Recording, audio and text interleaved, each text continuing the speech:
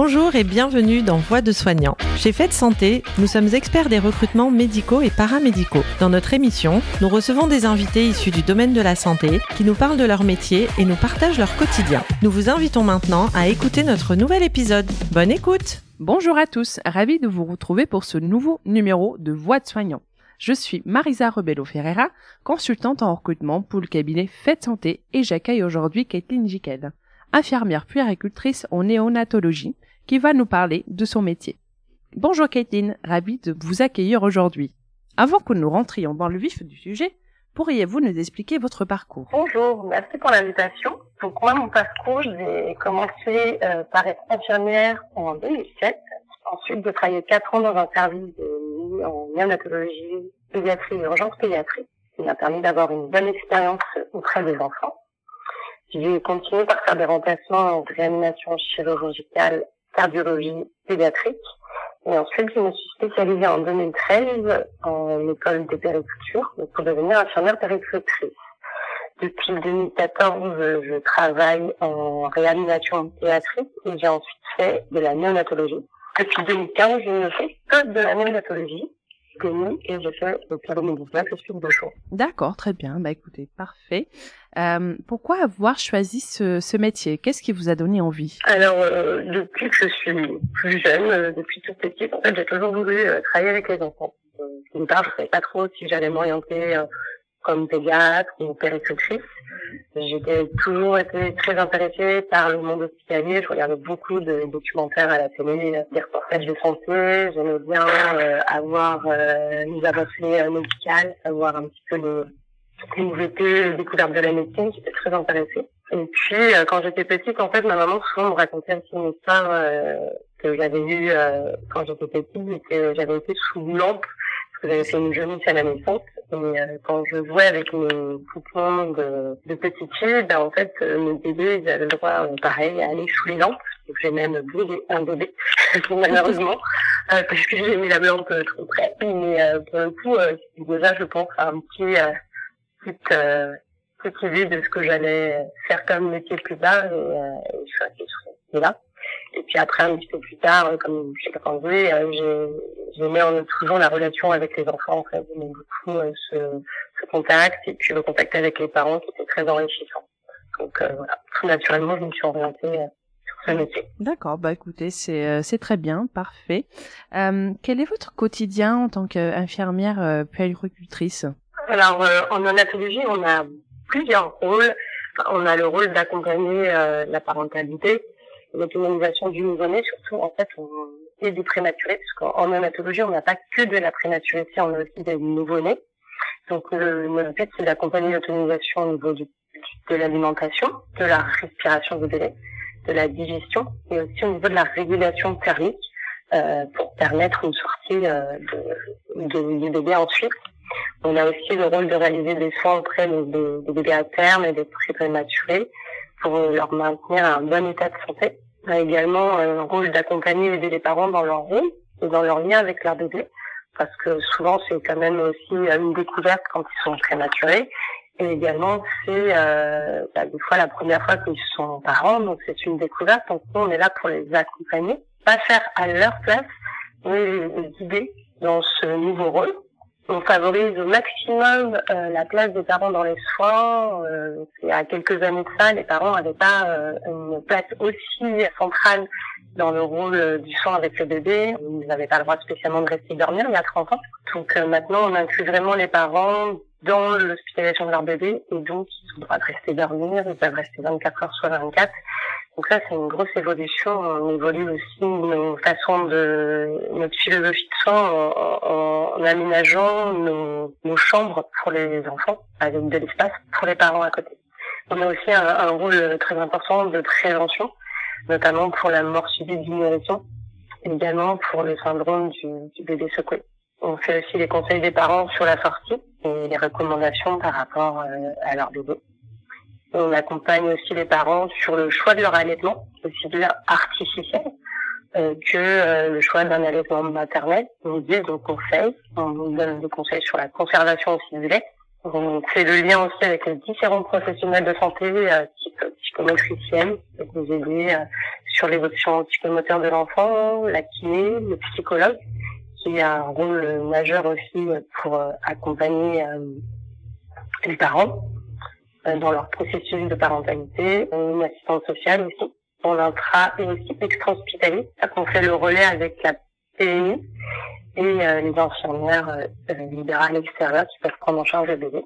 Également, on a une observation fine du bébé, de sa maturité et de sa capacité. On a un programme qui s'appelle le NICAP, qui est un programme sur le développement cérébral du nouveau-né à long terme, qui nous montre l'évolution de son environnement en fonction de son stade aussi de développement. Donc on fait très attention à ces stades pour pouvoir adapter nos soins en fonction du bébé, en fonction de la capacité qu'il a. On fait aussi, c'est un petit peu moins drôle, mais ça fait partie de notre métier, on accompagne dans les soins palliatifs. Quand on a des découvertes de maladies incurables, on accompagne dans le processus de palliatif.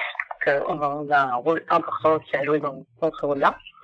Et dans plusieurs services de néonatologie se développe depuis quelques années un service qu'on appelle l'hospitalisation à domicile. Parce qu'on, dans la philosophie de notre soin, avec cette place de parents, on s'est rendu compte que c'était important aussi de faire un lien avec la maison et que ça servait pas des fois à garder un enfant juste parce que au niveau alimentaire il n'était pas autonome et qu'on pouvait mettre en place à domicile aussi cette prise en charge qui permettait aussi aux parents de réintégrer ou d'intégrer tout simplement puisqu'ils n'étaient jamais sortis de l'hôpital, d'investir leur lieu, leur domicile et d'apprendre aussi à découvrir leur bébé dans leur milieu. Et on a des très très bons retours par rapport à ça. Donc on a aussi cette ouverture maintenant depuis quelques années avec l'hospitalisation à domicile. Écoutez, très bien. Réellement, c'est un réel rôle que vous avez d'accompagnement, de relationnel envers les parents, envers l'enfant justement. Ce si beau métier. Finalement, si on a des étudiants ou même des infirmiers qui souhaitent se spécialiser en puériculture, comment doivent-ils faire? Quel est le parcours, tout simplement? Alors le parcours, en fait, il faut d'abord avoir un diplôme d'infirmière en soins généraux qui dure 3 ans d'études après le bac. Puis après, en fait, il faut réintégrer, repasser des concours pour rentrer à l'école de puériculture. Donc le concours, souvent, ça va être des tests psychotechniques et puis après une présentation orale devant un jury. Et cette année d'études, elle dure 1 an. Dans peu de temps, on va être amené à passer ce diplôme en 2 ans parce qu'on rentre dans le système de l'université avec licence, master, doctorat. Et donc, 2 ans d'école de puériculture feront partie des 2 ans de master, en fait. Donc, ça sera en 2 ans. Et donc, ça sera sur 5 ans. On sera spécialisé donc, dans la puériculture. D'accord, très bien. En tout cas, c'est très intéressant. Y a-t-il des aspects de votre métier que vous préférez ou un peu moins? Alors, les aspects du métier, moi, que j'aime, que j'affectionne, c'est la relation et l'échange avec les parents. Indéniablement, on les aide à devenir parents, on les accompagne dans leur rôle de parents. Parce que c'est compliqué quand on a un bébé vulnérable de réussir à trouver sa place de parent. Parce que souvent, ils sont quand même assez techniqués, ils ont beaucoup des perfusions, des fibres sur le score, des choses qui sont impressionnantes et qui font que les parents ont du mal à rentrer dans le lien avec leur bébé. Donc nous, notre rôle, c'est vraiment les accompagner et les aider, donc en leur faisant faire un maximum de soins à leur bébé et en leur donnant une place centrale. Moi, ce que j'aime bien aussi, c'est le fait aussi que mes journées ne se ressemblent pas.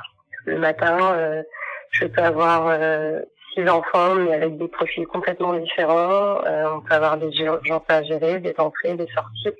Donc, ma journée n'est pas une journée type. Dans le fond, les sens sont les mêmes, mais on a des familles qui sont différentes, on a des enfants qui sont différents. Donc, ça fait que les journées ne se ressemblent pas.